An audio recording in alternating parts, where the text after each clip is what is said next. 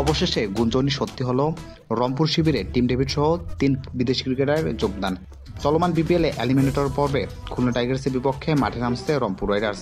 সোমবার দুপুরে মিরপুরে ম্যাচটি শুরু হবে দুপুর 1:30 আর এই ম্যাচটি খেলতে সকালে ঢাকায় পা রেখেছেন টিম ডেভিড সহ রংপুর রাইডার্সের 3 বিদেশি ক্রিকেটার।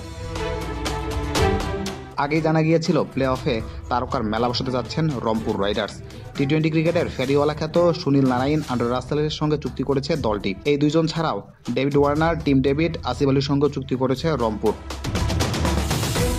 সোমবার এলিমিনেটর্স পর্ব খেলতে ঢাকায় এসেছে আন্ডার রাসেল, টিম ডেভিড ও ইংল্যান্ডের জেমস ভিন্স। দেশের বেসরকারি একটি গণমাধ্যমকে এই তথ্য নিশ্চিত করেছে রংপুর রাইডার্সের একটি বিশ্বস্ত সূত্র। চলমান বিপিএলে 4 ম্যাচ হেরে 3 থেকে গ্রুপ পর্ব শেষ করেছে বসুন্ধরা গ্রুপের এই দলটি। তবে এখন প্লে অফে জিততে মরিয়া এই ফ্রাঞ্চাইজি দলটি।